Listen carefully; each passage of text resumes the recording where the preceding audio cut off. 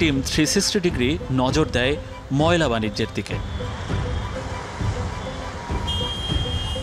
এর আগে ময়লা বাণিজ্যের অনুসন্ধান করতে গিয়ে টিম 360 ডিগ্রি বেশ কিছু তথ্য তুলে ধরেছিল। সেই অনুসন্ধানে উঠে এসেছিল কিভাবে ক্ষমতাসীন দল আওয়ামী লীগের কাউন্সিলররা নিয়ন্ত্রণ করতেন পুরো ঢাকার ময়লা বাণিজ্য, পকেটে ভরতেন কোটি কোটি টাকা। শুধু আপনার নামে না, আর কয়েকজনের নামে অভিযোগ আছে।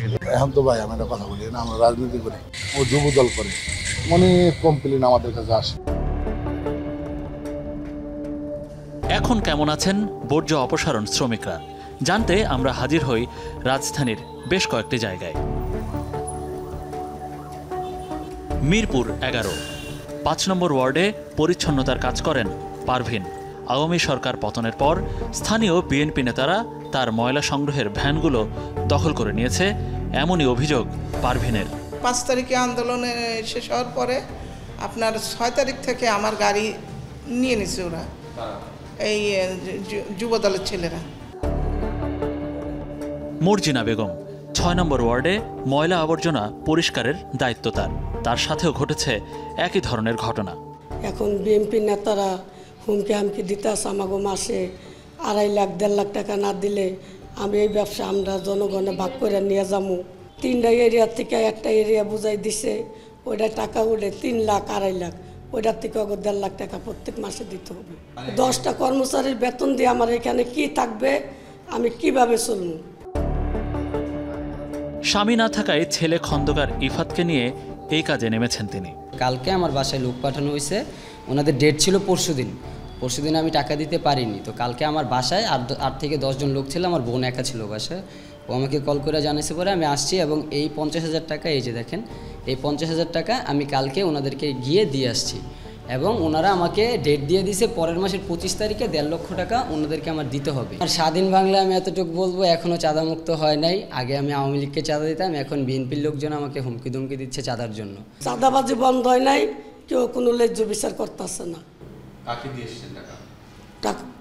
বিএনপি নেতার মন্টু ভাই। মর্জিনার কাছ থেকে চাঁদা নেয়ার অভিযোগে অভিযুক্ত সেই মন্টুর সাথে যোগাযোগ করে টিম 360 ডিগ্রি। কথা হয় মোবাইল ফোনে। কারো কাছ থেকে কি চাঁদা নিয়ে এসছে আপনার লোকজন, অথবা আপনি নিজে ফোন দিয়েছেন? না না না, ময়লার কেন ভাই আমি চাঁদা দিতে যাবো, এই করতে যাবো? আমি ফোন রিচ করি, উনি একদিন আমাকে ফোন দিছে যে ভাই আমি আপনাকে খুঁজতেছি। আমি বলি তোর সমস্যা কি? সমস্যা হলো ডেলি ছেলে পেলে আসে। কারা আসে? বলছে যুবদল আসে, ছাত্রদল আসে, স্বেচ্ছাসেবক দল আসে। আর আমি বলছি আমি কি করতে পারি? তখন বলছে যে আপনি এটাকে সমন্বয় করে। তারপরে আবার 10-12 দিন পর আবার সে তার মেয়ে সহ আসছে, ভাই এটা তো আমি তন্ত্র হয়ে যাচ্ছে। ভাই আমি কি করতে পারি? আমার তো কিছু করার নাই। যদি আপনি সমন্বয় করতে পারেন করেন, আর আমি সমন্বয় করতে গেলে এটা তো মানুষ আমাকে খারাপ বলবে। মানুষ আমি বলবো যে আপনি কেন এইগুলাতে জড়াইছেন। আপনি টাকা চেয়েছেন, আপনার নামে অভিযোগ দেওয়া হলো যে মন্টু টাকা চেয়েছে বিএনপি নেতা। ভাই এরকম অভিযোগ অনেকে দিতে পারে, আপনি আইসা তদন্ত করে দেখেন। যদি আমার ওই অভিযোগ থাকে তাহলে আপনি লিখবেন, আমার তো কিছু বলার নেই।